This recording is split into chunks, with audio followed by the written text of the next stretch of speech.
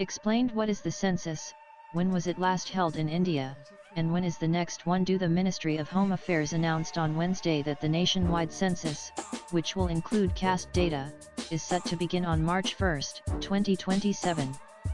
The census will be carried out in two phases. For the Union Territory of Ladakh and snowbound areas of Jammu and Kashmir, Himachal Pradesh, and Uttarakhand, the process will commence on October 1, 2027. In April, the Centre announced the inclusion of caste data in the upcoming census, responding to demands from the opposition. The notification indicating the intent to conduct a population census with the aforementioned dates will be published in the Official Gazette tentatively on June 16, 2025, under the provisions of Section 3 of the Census Act. The census exercise, initially scheduled to begin in April 2020, was delayed due to the COVID-19 pandemic. A census is a critical tool for understanding a country's demographic, social, and economic landscape. It involves the systematic collection, recording, and analysis of information about the members of a country's population. This headcount includes details such as age, gender, occupation, education, religion, language, and housing conditions. In India, the census is more than just a statistical exercise. It has significant implications for policy making, welfare schemes, development planning, and resource allocation. It also plays a key role in shaping electoral boundaries and determining the reservation of seats for scheduled castes and scheduled tribes in parliament and state legislatures. Conducted every 10 years, the Indian census is overseen by the Office of the Registrar General and Census Commissioner of India, functioning under the Ministry of Home Affairs. India's last full census took place in 2011. This was the 15th national census since 1872 and the 7th after independence, recording India's population at over 1.21 billion. This marked an increase of more than 181 million people since the previous 2001 census. The next census was initially scheduled for 2021, continuing the decade-long tradition. However, it will now be conducted starting in 2027. Marking the most extended delay in the history of the Indian census. The primary reason for the delay in the 2021 census is the COVID-19 pandemic. The initial phase, known as the House Listing and Housing Census, along with the updation of the National Population Register (NPR), was set to begin in April 2020.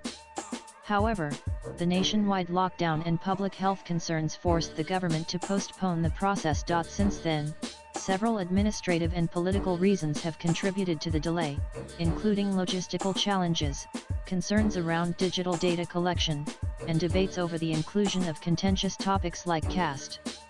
The government has cited technical preparedness and field-level challenges as the main reasons for the continued postponement. The upcoming census is expected to be India's first-ever digital census. This implies a significant shift from the traditional pen and paper method to the use of mobile apps and electronic devices by enumerators. Reports suggest that the government also plans to geotag every structure listed during the housing census, helping to create a comprehensive national address database. In April, the Centre announced that the forthcoming census would include caste data.